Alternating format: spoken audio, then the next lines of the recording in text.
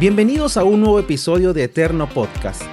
A continuación los dejo con la entrevista que le realicé al maestro David Villanueva Urquijo, maestro en IESA y pastor en Iglesia de Misión en Hermosillo, Sonora. En esta ocasión tuve la oportunidad de platicar sobre su experiencia como pastor, educador y editor en la editorial GEM. Una entrevista que no se pueden perder. Bienvenidos. Profesor David, bienvenido a este episodio de Eterno Podcast. Estoy muy contento de poder tener esta oportunidad para charlar y platicar, y quiero también en este momento pues invitar a las personas que están viendo este video que nos ayuden comentando que hagan comentarios para que de esta manera pues de alguna forma sea la comunicación ida y vuelta. Así es que les invitamos para que nos comenten ahí qué les está pareciendo este video y todo lo que están escuchando. Profesor David, bienvenido. Me gustaría darle la oportunidad que se presentara, que nos contara, qué hace, qué le gusta, cuáles son sus pasiones, y pues de esta manera comenzamos este episodio. Bienvenido. Gracias, muchas gracias. Estoy muy contento de tener esta oportunidad de estar contigo, Dani, en este podcast, y quiero darle gracias al público que nos va a estar escuchando este tiempo. Pues a mí me gusta mucho cantar, me gusta mucho enseñar, me gusta organizar eventos, también me gusta escribir, o sea que soy polifacético. Así es. Entonces, pues yo creo que la misión mía en la vida es servir a Dios, pero a través del prójimo. Por eso en mi WhatsApp yo le pongo así como el lema mío es amando al Señor, agradando a Dios, sirviéndote. Agradando a Dios, sirviéndote. Así le puse. Muy bien. Pues hablar de David Villanueva es poder hablar de muchas cosas. ¿Cómo usted contara su inicio con estas pasiones que mencionaba? Enseñar, pues cantar también. Cuéntenos un poquito de cómo fue su niñez, su juventud y en el encuentro de todas estas pasiones que ahora pues lo tienen hasta aquí, en este momento. Claro que sí. Pues yo nací en un hogar dividido. O sea, mi papá no era creyente, mi mamá sí. Ella se convirtió al año de casada. Yo soy el quinto de 11. Entonces ella fue una mujer, o ha sido porque todavía vive, gracias a Dios, muy fiel al Señor. Ella siempre nos llevaba a la iglesia. Nosotros vivíamos, no sé si voy a meter gol, pero vivíamos en la fábrica del Café Combate, y está como 5 kilómetros de la iglesia central, de la iglesia de Dios, aquí en Hermosillo. Y ella nos llevaba todos los domingos, ¿verdad? Primero éramos, por ejemplo, 2, luego 3, 4, 5, etcétera, a la iglesia. Entonces crecí en un ambiente muy sano, porque aparte de que íbamos fielmente a la iglesia el domingo, mi mamá muy seguido tenía altares familiares con nosotros. Y todos los días a las 9 de la mañana, lloviera o no lloviera, relampagueara o no, ella estaba orando. Nosotros ya sabíamos que de 9 a 10 de la mañana a mi mamá era intocable. Entonces, esa imagen de una mamá que oraba, que una mamá que nos llevaba a la iglesia fielmente, no importaba el clima, la distancia, y una mamá que celebraba con nosotros el altar familiar, me marcó definitivamente. Todos mis hermanos y yo somos creyentes, y tengo 3 hermanos, o sea, conmigo somos 4 pastores de tiempo completo. Entonces, yo le doy gracias a Dios por esa bendición tan grande que Él me dio de crecer en ese hogar. No éramos ricos, teníamos que trabajar. Por ejemplo, yo vendía tortas, mis hermanos también, o refrescos, hacíamos cosas para vender y sostenernos. Sentí así en un momento dado que me robaron la infancia, porque desde muy niño andamos trabajando, pero no me siento amargado. Creo que eso marcó mi vida de tal manera que estoy muy contento de la vida que he vivido. Ya tengo 61 años. Wow, 61 años. Y una parte importante ha sido la música. Sí. ¿Qué experiencias ha tenido con la música? Y ahí hay una agrupación a la cual perteneció, también marcó su vida. Así es. Háblenos un poquito de esta parte que fue muy importante para usted. Pues resulta que hasta los 12 años yo fui, contento a la iglesia, a la escuela de verano, por ejemplo, etcétera, pero de los 12 a los 14 años, o sea, en la adolescencia, cuando yo estaba en la secundaria, pues me empezó a dar pena, vergüenza. Y entonces hubo una campaña evangelística infantil en la iglesia dirigida por un coro de niños que se llamaban los Paladinos de Sion. Entonces fui miércoles, jueves y viernes, y el viernes el director del coro, él se llama Isaac Otón, él predicó, y ahí fue cuando yo sentí que el Señor me llamó. Yo no quería porque me daba pena, ¿no? Mis amigos de la secundaria me importaba que me aceptaran, y entonces tuve una lucha, pero me decidí por Cristo. Entonces pasé al altar, le entregué mi corazón a Cristo y desde ese momento empecé a servir a Dios, primero en ese coro de niños. Cantaba con ellos en diferentes lugares, cantábamos en la iglesia, ¿verdad? Pero también en otras congregaciones, en lugares públicos de aquí de la ciudad, e íbamos a otras ciudades. Entonces ahí pues desarrollé el ministerio de la cantada. No he estudiado música, qué pena, ¿no? Pero no estudié música. Pero también mi papá de niño, él le gustaba mucho cantar también y tenía una voz muy bonita. Entonces él me ponía que le cantara canciones, ¿verdad? Porque así en mi infancia de niño, como él era mecánico y tenía un taller, pues él tenía el radio prendido todo el día, pero me conocía o me aprendía las canciones, ¿no? No leían a nadie. Entonces, pero en la casa estaba pues Manuel Bonilla, que Marta Bonilla o Nati Montes, etcétera, y también me sabía las de la iglesia, ¿no? Entonces llegó un momento en que me tuve que decidir y me incliné pues a cantarle a Dios, aunque no me dedico a ser cantante, pero me gusta hacerlo, y entonces ahí estuvo la cosa con eso de la cantada. Muy bien. Pero otra de sus más fuertes pasiones es la educación. Uh-huh. Y cómo nace esta parte de estudiar en un instituto, luego continuar con otro tipo de estudios en la misma línea, sí. Pero luego, ahora caer como un educador. Uh-huh. Y yo quiero hacer referencia pues a este legado que ha dejado en muchos pastores, ¿verdad? Desde su formación aquí como alumnos uh-huh. y posteriormente en el campo. Hay una referencia para su persona porque recuerdan pues esas enseñanzas. Háblenos un poquito de esta parte de David Villanueva como educador y cómo nace toda esta pasión por enseñar. Pues resulta que cuando yo tenía 16 años, me convertí a los 14, pero a los 16 ya el coro dejó de funcionar y se formó un conjunto. También se llamaban Los Paladines y también anduve con ellos. Pero también me acerqué al pastor en aquel tiempo, el hermano Juventino Sánchez, espero que me esté viendo. Me acerqué y le dije, hermano, yo le quiero servir a Dios. Y él me dijo, ¿en qué? Pues no sé, pues piensa. Le dije, pues yo creo que dando clases. ¿A qué grupo? Pues no sé, pues piensa. Pues a los niños. ¿De qué edad? Pues no sé, pues piensa. Niños de 8 a 10 años. Y entonces, hecho. Y el domingo siguiente él me instaló en un grupo precisamente de esa edad de 8 a 10 años. Y entonces ahí empezó mi ministerio educativo, se puede decir.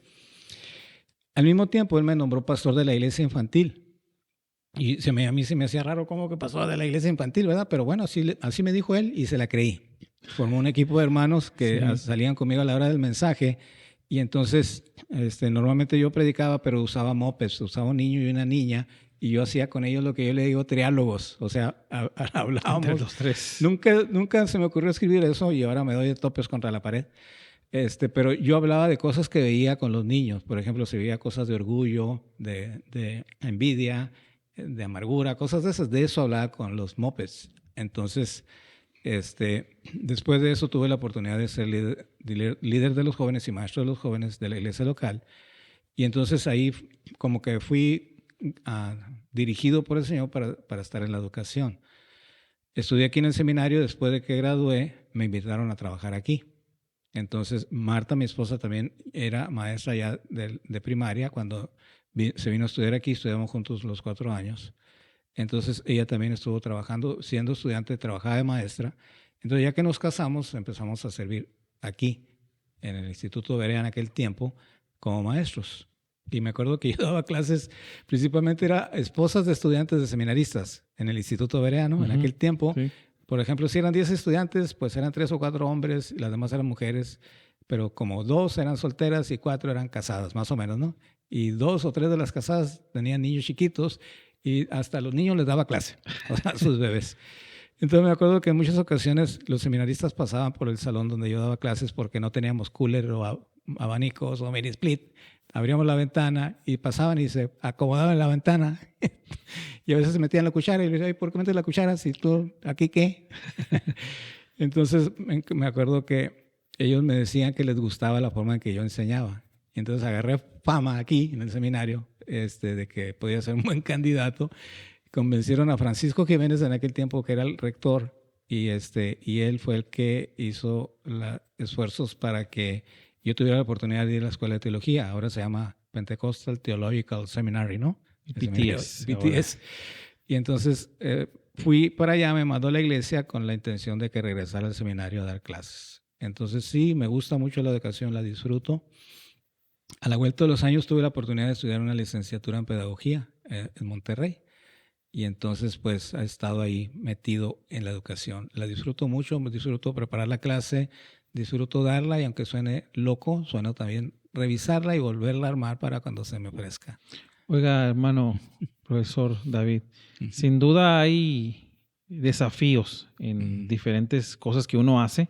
Sí. Siempre hay cosas que nos desafían o retos que tenemos que superar y que tal vez de repente algunos puede ser un reto, lo capitaliza para seguir más, con más impulso y de repente pues nos detiene. Sí. ¿Usted cuál fue los retos o qué desafíos tuvo que enfrentar? Por ejemplo, uno de mis desafíos fue que cuando empecé a dar clases aquí, la mayoría eran de mi edad o mayores que yo. Okay. Hasta de tú me trataban estos ingratos. Entonces, pero no sé, el Señor me dio gracia y dirección con ellos. Recuerdo que en una ocasión yo estaba en la iglesia de Los Álamos y había dado la escuela dominical y llegó un grupo de personas, como unos seis personas que yo no conocía, y resulta que ellos fueron a esa iglesia, venían de Tucson y con su deseo era darle folletos evangelísticos a una iglesia que los usara. Y llegaron ahí, yo no sabía nada de eso, lo supe mucho después, y entonces después que terminé la clase empezó el culto, porque así se usaba, ¿no? Era la escuela dominical y luego el culto, y cuando terminó la escuela dominical empezó el culto y uno de ellos predicó. Entonces cuando terminó de predicar, pues hicieron llamado al altar y como yo estaba ahí dando clases y todo, ¿no? Era maestro, pues sí fui al altar y oré por varias personas. Y así cuando ya terminé, sentí que alguien me estaba viendo y volteé a ver y era una hermana que venía allí y me hizo señas. Y me le acerqué y le dije, ¿qué se le ofrece? Entonces ella me dijo, yo tengo un mensaje del Espíritu Santo para ti. Dice, te lo voy a decir en inglés, pero le voy a pedir a Francisco, que era el que había predicado, que te lo traduzca para que no te quede duda. Entonces, el mensaje era, me dice el Espíritu Santo que te diga que te va a usar poderosamente en tu ministerio ahí en la escuela. Entonces, cuando a veces me entran dudas o temores, ansiedades, me acuerdo de eso. Dios me trajo a esta escuela y me trajo pues para usarme poderosamente. Yo a veces digo jugando, pensé que en mis clases los estudiantes iban a caer, pero no han caído, ¿no? O sea, ahí en el salón. Pero sí soy consciente de que muchos, la mayoría de los que han sido mis alumnos me aprecian mucho, me lo muestran, me lo demuestran cuando nos vemos o que me escriben, etcétera. Estoy muy satisfecho de haber contribuido en sus vidas. Y bueno, pues ellos también contribuyeron a mi formación, ¿verdad? Porque con ellos aprendí a enseñar. Y precisamente me gustaría que hablara un poquito más de esto último, satisfacciones, porque mencionó una satisfacción, el reconocimiento, que uno sirve, no busca eso, ¿no? Pero de alguna manera, cuando se hacen bien las cosas, tanto el cariño se siembra y se cosecha, ¿verdad? Sí. ¿Qué más satisfacciones le ha traído esta parte de educador? Por ejemplo, yo diría que una gracia especial que el Señor me ha dado para armar cosas, pero un poquito diferente. O sea, yo leo a varios autores, los respeto, no los critico, pero después de que los leo, trato de practicar lo que dicen y después de eso yo armo mi propia, por ejemplo, mi propia homilética, mi propia pedagogía, mi propia administración o liderazgo y así. Entonces, he escrito varios manuales acerca de eso, porque cuando el hermano Juventino me nombró ahí pastor de los niños, yo siempre pensé, perdóneme hermano Juventino, yo dije, el hermano me va a capacitar, pero no me capacitó, me mandó a la guerra sin armas. Tuvo que conseguirlas o crearlas. Entonces yo me prometí a mí mismo, tenía 16 años, si algún día yo soy pastor, yo no voy a mandar a la gente sin armas a la guerra. Y entonces he tenido esa inquietud desde los 16 años y entonces he hecho varios manuales de cómo preparar un mensaje, por ejemplo, cómo preparar una lección, cómo dirigir o administrar una red o un ministerio. Y cada vez me salen diferentes, o sea, por ejemplo, porque a veces lo hago para pastores, a veces lo hago para líderes, a veces lo hago para seminaristas y así, ¿verdad? Tengo varios manuales y quiero que eso quede como un legado, que también, o sea, poco a poco he tenido la oportunidad de hacerlos y yo sé que antes de que yo me vaya de esta tierra van a quedar algo de ese legado aquí. Entonces, para mí es un logro, una satisfacción. Claro. En una ocasión leí un libro de Robert Clinton que él habla acerca de los elementos que forman a una persona, a un ministro. Y él usa una metáfora de unos rieles del tren. Habla de la base, la tierra, los rieles, los dos rieles, y habla de los durmientes, de los travesaños, o no sé cómo le llaman. Pero dice él que la base es tu formación, o sea, cómo te convertiste, qué discipulado te dieron. Y un riel es la información o el conocimiento, el otro es la experiencia o tu práctica. Pero los durmientes, él le llama, esa es una reflexión dinámica. Y él dice que cada persona pues debe hacer eso, o sea, conocer, investigar, practicar, experimentar, tener una formación, ¿verdad? Básica, discipulado, etcétera, pero también hacer lo suyo propio. Entonces también eso le debo a Robert Clinton. O sea, lo que yo escribo en mis clases, los manuales de los cursos que yo imparto, los elaboro usando como criterio eso que Clinton le dice reflexión dinámica, y eso también es una de las satisfacciones que tengo. Oiga, profesor, hay otra área que está ligada a la educación, que es esta parte de escritor, y específicamente quiero ahora que nos hable de la editorial. Uh-huh. La editorial es un proyecto que no tiene muchos años, ya lleva algunos años, se ha venido posicionando y ha venido madurando cada vez más. Pero cuéntenos de esta parte, este desafío que le fue lanzado. Conozco bien ese desafío. Sí. Estuve ahí en sus inicios, pero me gustaría que usted contara este sueño que de alguna manera fue compartido y que seguramente también coincidió con un anhelo que había en su corazón para que pues el material o más material llegara a las distintas iglesias. Sí. Mira, en el 91 yo tuve la oportunidad de conocer al hermano Wilfredo Calderón. Wilfredo Calderón fue editor de la editorial evangélica de la Iglesia de Dios. Yo estaba en la escuela de teología y yo le llevé una lección que escribí para que le hice un favor a un amigo mío. Y se la llevé. Y cuando se la llevé, me dijo, espérame tantito. Y leyó la lección. Y me dice, oye, aquí yo veo mucha esperanza, me dijo. Entonces me dice, necesito que me ayudes escribiendo otras lecciones. Y yo le dije, no puedo, no tengo tiempo. Estoy estudiando una maestría de 3 años en 2 en inglés sin saber inglés. No puedo. Y se molestó, se desesperó. Se puso de pie en el escritorio y me dice, sí, es que es más fácil encontrar oradores que escritores, porque casi cualquiera se puede parar a hablar, pero no cualquiera se siente a escribir. Entonces, como lo noté así afligido, yo le quise ayudar y le dije, ok, le voy a ayudar en lo que pueda. Y nos pusimos de acuerdo y trabajamos juntos. Hicimos 3 semestres de lecciones para la editorial evangélica en aquel tiempo. Entonces, esa experiencia a mí me ayudó cuando yo llegué aquí al seminario. Lo que yo empecé a hacer es animar a los estudiantes a que hicieran lecciones. Como ya había tenido la experiencia escribiendo, yo les decía, por ejemplo, tú vas a hacer una lección para jóvenes, tú una para niños, tú para adolescentes y así.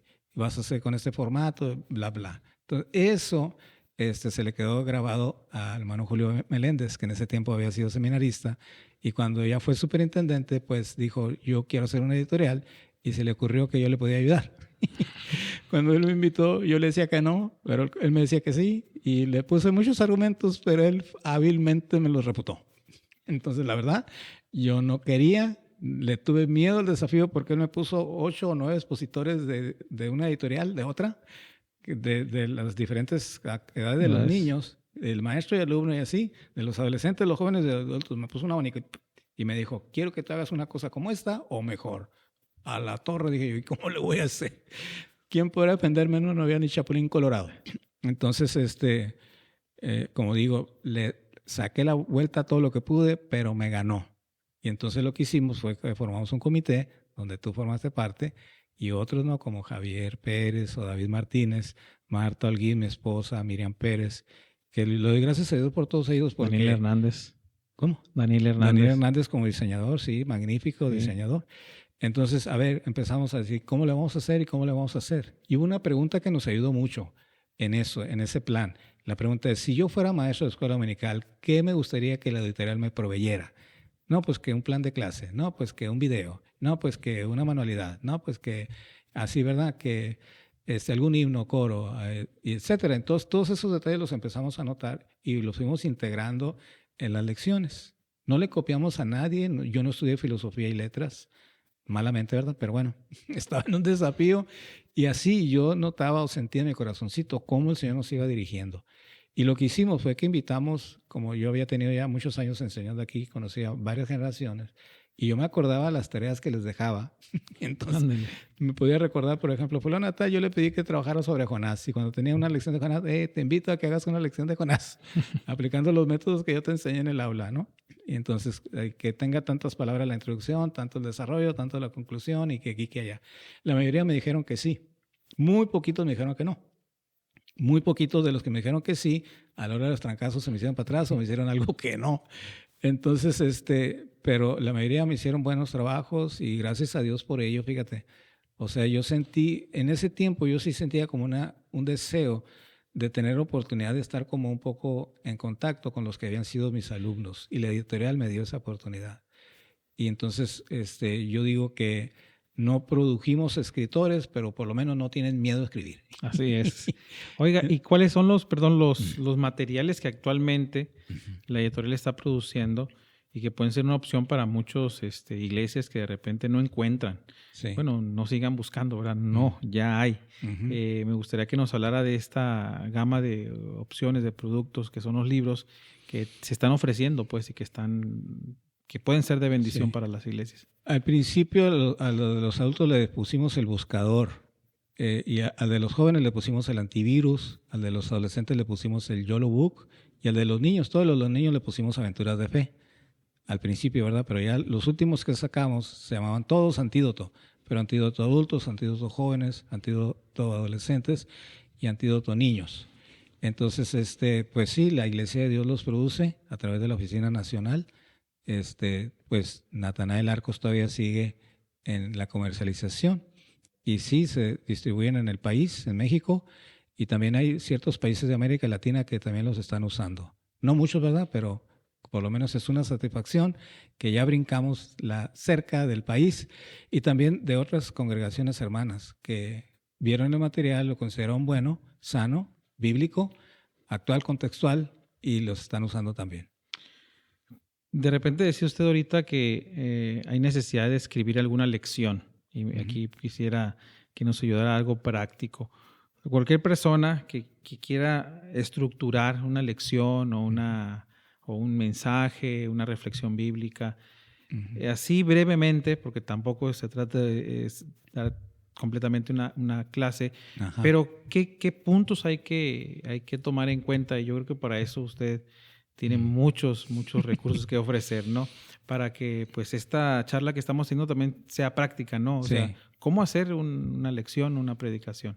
Yo uso la GNP, pero no son los seguros. La G es de grupo, la N es de necesidad y la P es de propósito. Okay. Grupo, necesidad y propósito. Es como un triangulito, pero arriba del triangulito está la E de la escritura.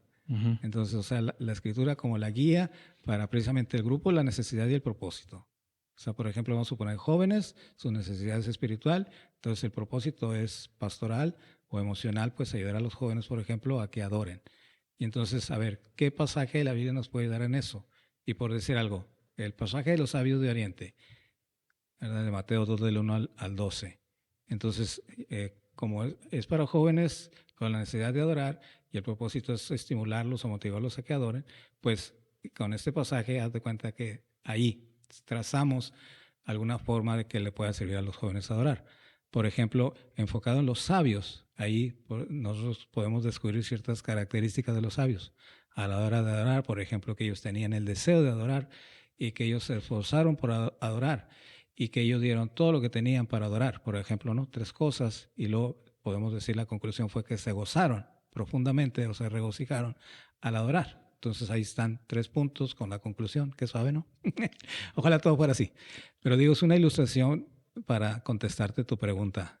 Yo soy un apasionado de los métodos de estudio de la Biblia. Y también estoy altamente convencido de que Dios nos llamó a predicar su palabra, a enseñar su palabra. No estoy en contra de los libros. Admiro, respeto, aprecio el esfuerzo de muchos escritores y gracias a Dios por sus talentos. Pero Dios no nos llamó a predicarlos, a enseñarlos a ellos. Nos llamó a enseñar su palabra. Entonces, una de las cosas que yo hago pues como profesor es enseñar métodos de estudio bíblico para que el estudiante vaya por sí mismo a la Escritura y de la Escritura le arranque lo que le podemos decir los tesoros eternos. Claro que sí. Creo que hay otra faceta de usted específicamente hablando del ministerio. Bueno, y antes de adentrarnos a esto, inevitablemente tenemos que hablar de lo que actualmente está realizando en Iglesia de Misión. Sí. Me gustaría que me hablara acerca de esta iglesia, los pasos que ha dado, cómo ha ido creciendo y las satisfacciones, bueno, que ahorita actualmente están teniendo con esta iglesia. Pues gracias por esa pregunta. Mira, Misión nació más como inquietud de David, mi hijo. O sea, yo por muchos años le decía, por ejemplo, a don Regino cuando era supervisor nacional o superintendente, o así pues a los que han sido superintendentes o autoridades aquí conmigo, yo quiero ser pastor. Y por ejemplo, don Regino me decía, cálmate, güero, tú eres maestro y la Marta también, y lo necesitamos aquí, así que aguántense. Entonces, pues yo siempre fui obediente y me quedaba, ¿no? Pero siempre me quedé con el gusanito, o me quedaba con la inquietud de algún día ser pastor. Entonces, tuve esa oportunidad aquí en Hermosillo, en una congregación de la Colonia Palo Verde, y también estuve en Tijuana de pastor, y estaba yo encantado de la vida, pero hubo una necesidad aquí, me llamaron y pues en obediencia me vine. Y no estoy arrepentido, no estoy contento de esa oportunidad. Pero a la vuelta de los años, pues David me dijo que se convierte, que recibe el llamamiento del ministerio y que sirve aquí y que gradúa. Mi hijo se enfocó mucho en las misiones. Entonces, pero él decía, el plan de mi vida es fundar una iglesia. Y yo siempre me no sabe lo que dice. Pero por fin llegó el momento y haz de cuenta que él nos empujó porque consiguió un local y ese local iba a estar desocupado como 2 o 3 meses. Y me dice, ahí está el local, ya está rentado. Si tú lo quieres usar, úsalo. Me volteé a ver a mi esposa Marta. ¿Y qué hacemos? Y sí, ¿qué? Vamos. Y entonces, ¿y qué hacemos o cómo le hacemos? Lo que hice fue que empecé a comunicarme con personas que yo sabía que no se congregaban. Amigos míos de las iglesias así, ¿verdad? Entonces, con ellos empezamos esa hora, Marta y yo, ¿verdad? Porque David, mi hijo, tenía personas que él se había ganado para Cristo y él que empezó a tener reuniones en su hogar como células y tenía alrededor de 20 personas, pero haz de cuenta que esas personas lo seguían a él, no a mí. Bueno, deberían seguir a Cristo, ¿no? Sí, ¿verdad? Total que nosotros empezamos en abril y él empezó en junio. Y la idea de nosotros era 2 congregaciones en un solo local con diferentes horarios. Y así duramos como 2 o 3 meses. Él empezó en junio y más o menos para agosto, o sea, como 2 meses. Él duró como 2 meses, pero nosotros como 4. Así funcionando. Él me dice, papá, a mí se me hace que lo mejor es que tengamos una sola congregación con 2 pastores. ¿Cómo 2 pastores? Bueno, me dice, mejor un equipo pastoral. Y yo dije entre mí, que por eso está medio raro, ¿no? Pero sí, dije, ok, yo puedo ser el de la educación y él puede ser el del evangelismo o de las misiones. Yo puedo ver el detalle más como pastoral y él puede ver el aspecto más como social. Entonces digo, ok, vamos a hacer un equipo. Cuando nació esta iglesia, él le puso de misión. Yo dije, ¿por qué misión? Yo le quería poner la Villa Nueva. Entonces él me dijo, no, papá, es que mira, misión es la palabra de emitir, o sea, de salir. Yo quiero una iglesia que salga, que no se quede en las 4 paredes. Le digo, pero ese nombre a mí no me gusta. Y entonces haz de cuenta que tuve una como visión, dije, misión, o sea, la misión de la del evangelismo, bueno, de enviar, de evangelizar, de educar, de edificar y de equipar. Oh, qué suave, dije, 5. todo. Y como a Marta le gusta la escatología, no, pues la de la escatología también. Ahí está. Y dije, no, y tiene que estar basado en la escritura, entonces me salió un 7E, entonces le dije, ok, se va a llamar misión.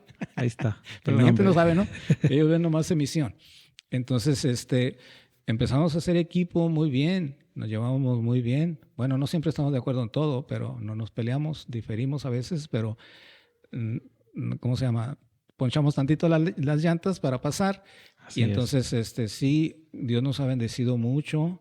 Gracias a Dios estamos muy contentos. Ahorita se reúnen los domingos alrededor de 120 personas. Ya tenemos casi 4 años.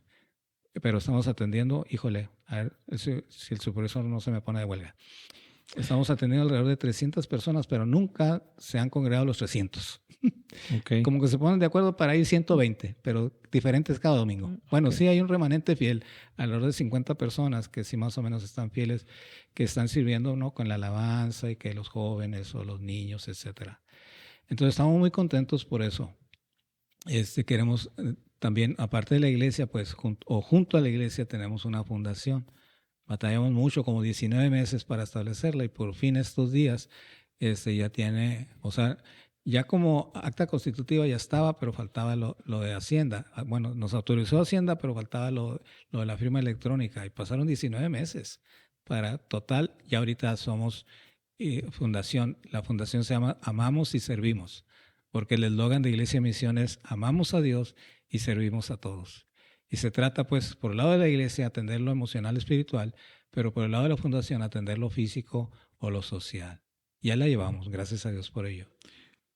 Qué bendición. Se escucha, al escuchar, sin duda, son satisfacciones que dejan, pero en el ministerio hay desafíos. Uh-huh. Y seguramente usted, a lo largo de todo este tiempo, ha tenido que enfrentar desafíos.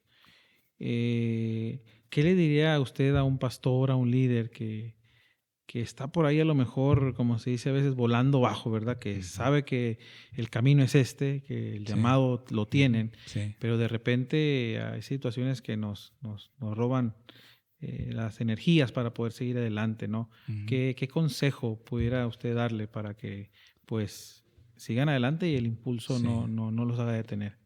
Yo le diría a esa persona que no se enfoque en la realidad, sino en la verdad. Okay. Esa es una expresión que uno de mis hermanos, se llama Gabriel, me dijo una vez. Hay un contraste, pues, entre la realidad y la verdad. Por ejemplo, me dice, mira, la realidad te puede decir que tú tienes una enfermedad, que no hay medicamento, tratamiento o médico que te pueda ayudar. Eso te dice la realidad. Pero la verdad dice que Jehová es mi sanador. Órale, dije yo, qué suave. O la realidad te dice que lo que tú ganas de tu salario no es suficiente para enfrentar todos tus compromisos económicos. Pero la verdad dice que Jehová es mi pastor y que nada me faltará.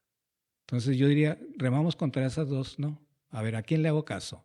Y él me decía, no se trata de negar la realidad, se trata de, a pesar de la realidad, aferrarse a la verdad, ¿verdad? Entonces, desde esa ocasión yo le agradezco mucho a Gabriel eso porque a mí me ayudó un montón. Sí, es verdad, hay muchos desafíos, pero yo digo, a ver, ¿cómo? ¿Cómo le hago? Por ejemplo, el Vía Crucis que pasé hace un año con lo del cáncer de próstata. Sí. Así, literalmente, no había medicamento o tratamiento que me pudiera ayudar. Pero decía yo, ok, aquí está la realidad y aquí está la verdad. Me aferro a la verdad de que Él es mi sanador. Y luego que la operación cuesta un dineral. Oh, la torre, ¿no? Pues mi realidad me dice que lo que gano no me va a alcanzar, pero la verdad dice que Dios me va a proveer. Entonces me aferré a la verdad y sí, pues Dios me sanó, bueno, a través de la operación, ¿verdad? Claro. Pero, o sea, que mi situación fue muy temprana. Y luego también, por ejemplo, yo estoy muy agradecido con el Señor, muy contento porque yo sentía mucho su guianza. Y luego también sentía mucho el amor, ¿cómo se llama? El apoyo de la iglesia, porque muchas personas me escribieron, me hablaron y me dijeron, te amamos, estamos orando por ti. Y muchos me mandaron ofrendas y con las ofrendas que me enviaron, pagué todo. O sea, no tengo deudas, gloria a Dios. Entonces, yo le diría a ese pastor o ministro que está sufriendo alguna situación, no te enfoques en la realidad, enfócate en la verdad, aférrate a la verdad, porque pues Jesucristo, como dice la Biblia, no es el mismo de ayer, hoy por los siglos. Así es. Uh-huh. Muy bien. Una de las cosas que hemos estado haciendo con todos nuestros invitados es preguntarles que además de Jesús y la Biblia, uh-huh, 2 libros que le han ayudado a ser una mejor persona, a capacitarse mejor en el área que es su pasión. Uh-huh. Y dos personas, 2 líderes o personas a lo largo de su vida que también le han inspirado a seguir adelante. Uh-huh. Para que de esta manera, pues, quien está escuchando este episodio a lo mejor quiera profundizar algo o quieras, oye, pues, ¿cómo puedo yo ser mejor? Bueno, pues, uh-huh, estos 2 libros a mí me ayudaron, puede ser que alguien más le ayude. Pues yo recuerdo que de jovencito leí un libro que se llama La liberación del planeta Tierra de Hal Lindsey. Y me acuerdo que ese libro me gustó tanto que ya que era seminarista, lo volví a leer, lo leí, no sé, unas 10 veces, no sé cuántas. Me aprendí el libro prácticamente de memoria y todos los líderes a los que iba a enseñar o predicar, pues predicaba de Hal Lindsey, ya le pedí perdón a Dios.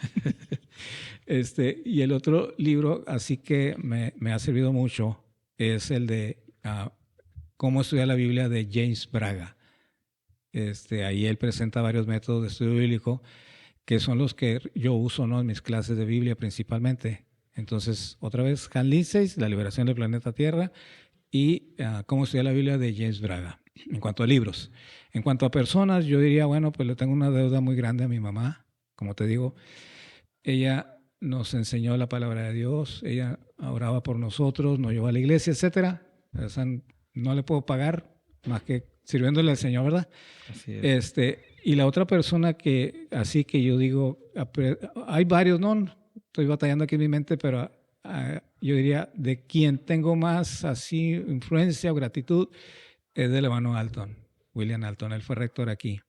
Y él fue una persona muy trabajadora, muy dedicada, muy perfeccionista. A veces pecaba de perfeccionista.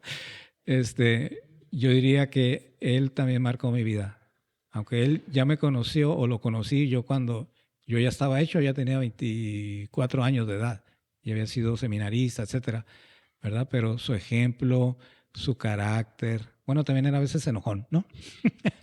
Pero le aprendí muchos detalles muy significativos. Ya murió el hermano Alton y Lorraine, ¿no? También hace poquito murió Lorraine, que nosotros le decíamos la nani, una pareja apasionada por el Señor y por la obra misionera que cuando llegue al cielo quiero verlos y quitarme el sombrero delante de ellos. Sí, que cómo son que las personas nos inspiran y nos marcan, ¿verdad? A lo largo de nuestra vida y ocupan un lugar importante en nuestra vida.